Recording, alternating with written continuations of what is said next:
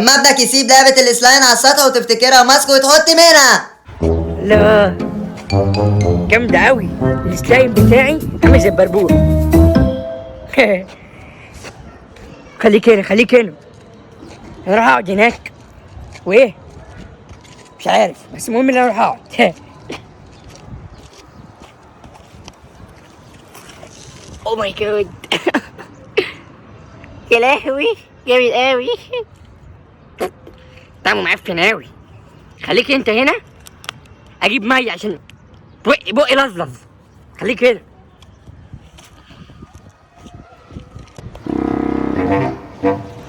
ايه ده؟ الواد بكتيريا نزل؟ اخش انا بقى ايه؟ اقعد بقى اكلم البيت. ايه ده؟ ايه اللي هو سايبه ده؟ الله، ده ريحته حلوه قوي.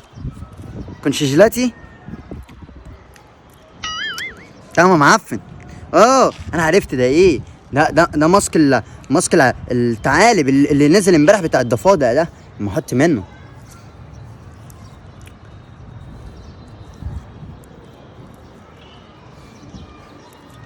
الله، ده قال لك في خلال يومين بيخلي بشرتك كلها بيضة وما فيهاش حبوب والحاجات الصوت المعفنة دي.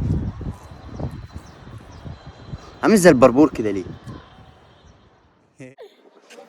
شربت كده بقى اروح ايه؟ العب المهم اروح العب بيه.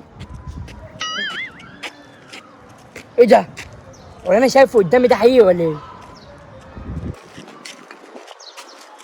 ايه ده يا ابويا؟ انت بتعمل ايه؟ يابا حط ماسك الضفادع. مش ده ماسك الضفادع؟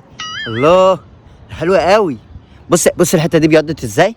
بص هنا عند مناخيري هتخضر دلوقتي. بص. ايه؟ ماسك يا بابا، انت اتجننت يا بابا. مش ماسك ده سبايل بتاعي، دي لعبة. الحق يا ده شعري تول. بص هو بتطول الشعر قوي. الله. بقول لك يا بابا، ماليش دعوه بالشغل اللي انت بتعمله العبط ده. انا عايز 5 جنيه اجيب واحده جديده. ايه؟ 5 جنيه تجيب واحده جديده؟ الواد ده فاكرني عبيط ولا ايه؟ انا هطلع اجري منه وانزل اكمل الماسك ده في الشقه تحت. نو هجيبك يا بابا.